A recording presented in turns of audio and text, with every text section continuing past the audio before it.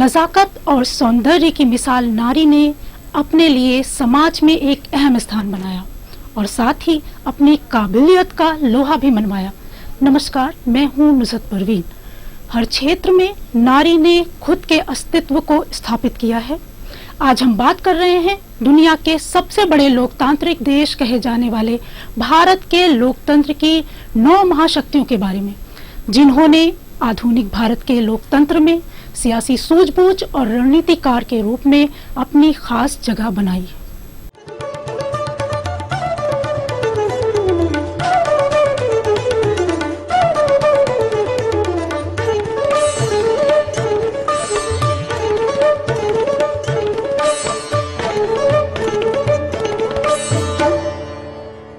वैसे तो आप समझ ही गए होंगे, हम बात कर रहे हैं अंतर्राष्ट्रीय महिला दिवस के अवसर पर देश के लोकतंत्र में अपनी पहचान बनाने वाली महिला नेत्रियों की। इन्हीं शक्ति रूपाओं में सबसे पहला नाम उस आयरन लेडी का आता है जिन्होंने भारतीय महिला की पहचान एक शक्ति के रूप में दुनिया के सामने रखी, इंदिरा प्रियदर्शनी। कुछ सालों पहले तक कमतर आंकी जाने वाली किसी महिला के हाथों में देश की सत्ता की बागडोर होना किसी कल्पना से ज्यादा नहीं था, लेकिन इस कल्पना को हकीकत बनाया देश के प्रथम प्रधानमंत्री पंडित जवाहरलाल नेहरू की लाडली इंदिरा प्रियदर्शनी ने, जिनका जन्म इलाहाबाद में 19 नवंबर 1917 को हुआ। परिवार से मिली राजनीतिक विरासत को बखूबी संभाला इंदिरा ने कि वे आज राजनीति के क्षेत्र में मील का पत्थर बन गयी। पंडित नेहरू के साथ सत्ता की पाठशाला में प्रवेश कर इंदिरा प्रियदर्शनी अनुभवों की आग में तप तप कर कुंदन बन गईं और देश की प्रथम महिला प्रधानमंत्री ने कई कीर्तिमान स्थापित करे। अपने साहसिक व त्वरित निर्णय क्षमता के सामने बड़े बड़े दिग्गजों को नतमस्तक होने पर मजबूर कर दिया इंदिरा प्रियदर्शनी ने।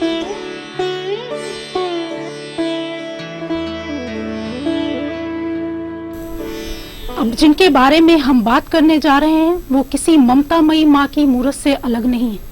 हम भारतीय नारी के आदर्श को प्रस्तुत करती इस नारी शक्ति ने देश में सर्वोच्च स्थान ग्रहण किया और भारतीय नारी की शक्ति का नया अध्याय शुरू किया। देश की पहली महिला राष्ट्रपति प्रतिभा पाटिल। देश के नीति निर्णायक मुद्दों में सफल निर्णायक के रूप में भारतीय नारी को सम्मानजनक स्थान दिलाया प्रतिभा ताई ने। 19 दिसंबर 1934 को महाराष्ट्र में बोधवड जिले के वाटे गांव में नारायणराव पाटिल के घर पर जन्मी प्रतिभा जी का विवाह देवी सिंह शेखावत के साथ हुआ। पेशे से अधिवक्ता प्रतिभा जी ने 28 साल के लंबे राजनीतिक जीवन में अनेक पदों पर रहकर जिम्मेदारियों का निर्वहन किया और जनसेवा का कार्य किया। देश की पहली राष्ट्रपति बनने का गौरव हासिल किया। सूझबूझ, निर्णय क्षमता और साफ सुथरी छवि की बदौलत देश के सर्वोच्च आसन पर भी विराजित हुई और भारतीय नारी के सम्मान में सत्ता का नया अध्याय शुरू किया। कुशल प्रवक्ता कुछ इस तरह की मानो सरस्वती खुद उनकी जुबान पर विराजित हैं। इनकी ओजस्वी वाणी से बड़े बड़े बुद्धिजीवी भी लाजवाब होने पर मजबूर हो गए। नेता प्रतिपक्ष से लेकर आज सत्ता में आने तक अनोखे अंदाज की वजह से चर्चित रही। गंभीर रोग से पीड़ित होने के बावजूद बिना थके काम करने की वो अद्भुत मिसाल सुषमा स्वराज।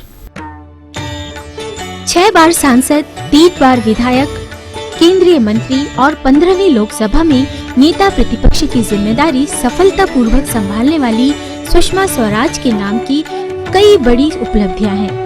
दिल्ली की पूर्व मुख्यमंत्री रह चुकी सुषमा स्वराज ने महज 25 साल की उम्र में प्रदेश की कैबिनेट मंत्री का पद संभाला तो 27 साल की होते होते पार्टी की प्रदेश अध्यक्ष चुन ली गयी। 14 फरवरी 1953 को हरियाणा के अंबाला कैंट में जन्म लेने वाली सुषमा के पिता आरएसएस के प्रमुख सदस्य थे। ऐसे में आरएसएस के सख्त अनुशासन की छांव में पली बढ़ी सुषमा स्वराज को भी विरासत में ही राजनीतिक वातावरण मिला। छात्र जीवन से ही प्रखर वक्ता की पहचान बनाने वाली इस ओजस्वी नेता का राजनीतिक सफर अखिल भारतीय विद्यार्थी परिषद के साथ शुरू हुआ। 1975 में सुषमा जी का विवाह हाईकोर्ट के वरिष्ठ अधिवक्ता कौशल स्वराज के साथ संपन्न हुआ। कौशल स्वराज ने आगे चलकर 3 सालों तक मिजोरम के गवर्नर का पद भी संभाला। सुषमा जी ने गृहस्थी की डोली में सवार होकर परिवार और सामाजिक जिम्मेदारियों के बीच सामंजस्य का शानदार समन्वय किया, जिसकी तारीफ जितनी की जाए कम ही होगी। किसी राजनीतिक दल की प्रथम महिला प्रवक्ता रही सुषमा स्वराज वर्तमान में विदेश मंत्री के रूप में जन कल्याण का काम करके भी खूब सुर्खियां बटोर रही हैं।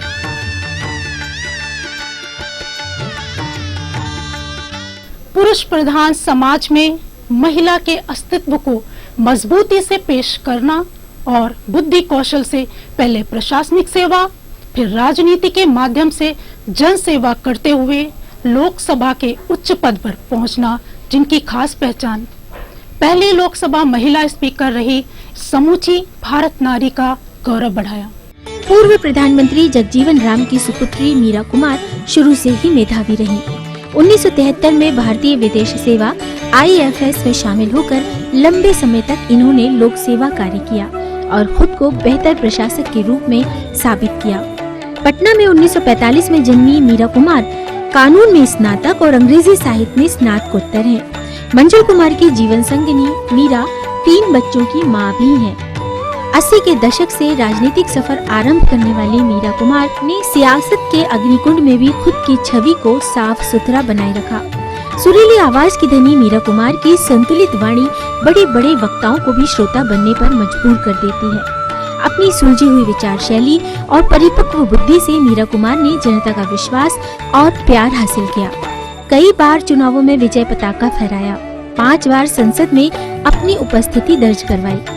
बुद्धिमत्ता, साफ सुथरी छवि और कर्तव्यपरायणता की जीती जागती प्रतिमा मीरा कुमार के नाम पहली महिला लोकसभा स्पीकर बनने का गौरव भी दर्ज है। इसके अलावा वो पहली दलित महिला नेता भी हैं जिन्होंने लोकसभा स्पीकर के पद को गौरवान्वित किया।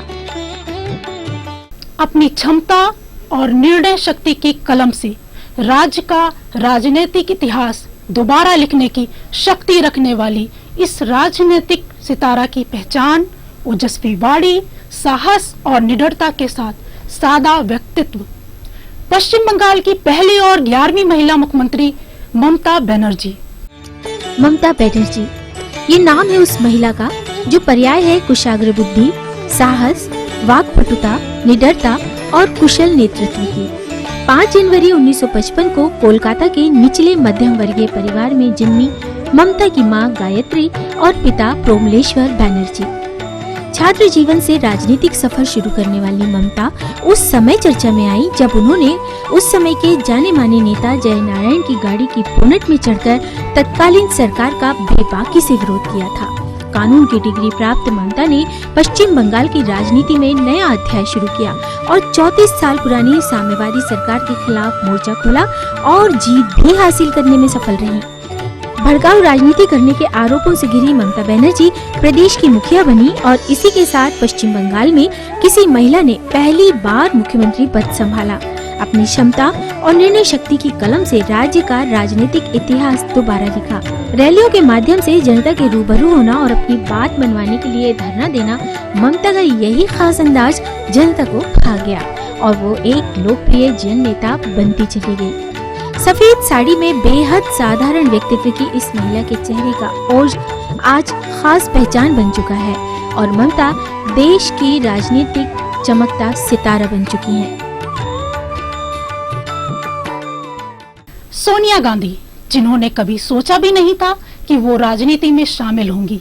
यही वजह थी कि देश के सबसे बड़े राजनीतिक घराने की बहू बनने के बाद भी सोनिया कभी किसी सार्वजनिक कार्यक्रमों में नजर नहीं आई, लेकिन भाग्य को कुछ और ही मंजूर था।